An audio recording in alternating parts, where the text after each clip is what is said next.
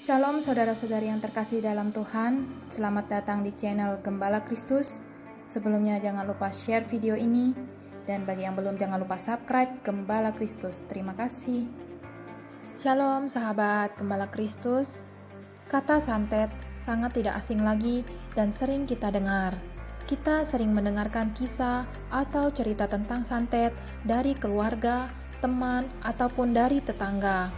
Lalu seringkali timbul pertanyaan, benarkah orang Kristen kebal dari santet? Dan benarkah orang Kristen tidak bisa disantet?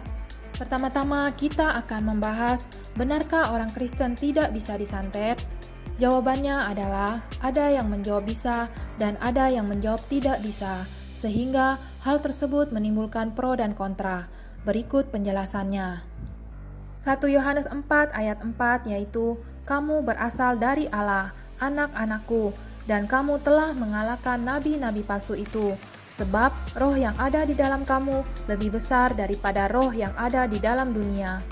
Ayat ini menjelaskan bahwa orang Kristen tidak bisa disantet, karena kita adalah anak Allah yang telah dipenuhi dengan Roh Kudus yang berasal dari Allah. Berikutnya di dalam Yohanes 13 ayat 27 yaitu, dan sesudah Yudas menerima roti itu, ia kerasukan iblis. Maka Yesus berkata kepadanya, apa yang hendak kau perbuat, perbuatlah dengan segera. Ayat ini menjelaskan bahwa orang Kristen bisa disantet. Ayat tersebut menceritakan bahwa Yudas adalah salah satu dari murid Tuhan Yesus dan telah menjadi pengikut Kristus. Dan Yudas kerasukan iblis.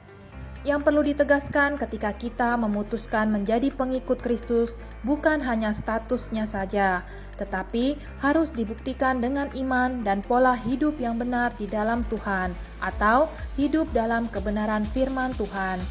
Kita mengetahui bahwa Yudas yang telah mengkhianati Yesus dan menyerahkan Yesus untuk disalibkan. Ini membuktikan bahwa iman Yudas belum sepenuhnya menjadi pengikut Kristus. Jadi, ketika ada pertanyaan, benarkah orang Kristen tidak bisa disantet? Jawabannya adalah benar bagi orang-orang yang sungguh-sungguh menjadi pengikut Kristus yang hidup benar di dalam Tuhan. Karena banyak orang yang mengakui dirinya sebagai Kristen, tetapi hanya sebatas statusnya saja atau label semata. Lalu, bagaimana cara menangkal santet? Ketika kita mengalami penyantetan, ini menunjukkan bukti bahwa hidup kita belum sesuai dengan kehendak Tuhan. Kita tidak dapat memungkiri bahwa santet dan kuasa jahat itu selalu siap menyerang kita kapanpun dan dimanapun. Lalu, apa yang harus kita lakukan untuk menangkal santet?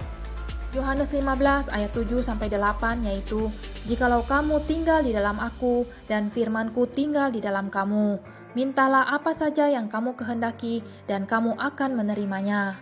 Dalam hal inilah Bapakku dipermuliakan, yaitu jika kamu berbuah banyak, dan dengan demikian kamu adalah murid-muridku. Kita harus ingat bahwa Tuhan kita adalah Maha Besar dan Maha Kuasa. Sebagai orang Kristen, kita harus sungguh-sungguh mengakuinya, dan kita harus berkomitmen mengikuti Kristus. Kita harus berserah penuh dan mengandalkan Tuhan, melakukan perintah-perintah Tuhan, dan tidak menjadi batu sandungan. Hiduplah menjadi berkat dan hidup yang berbuah di dalam Tuhan. Yakin dan percaya Tuhan pasti akan menyertai kita, dan kita akan selalu berada dalam perlindungan Tuhan. Dan kita pasti akan menjadi laskar Kristus yang tangguh.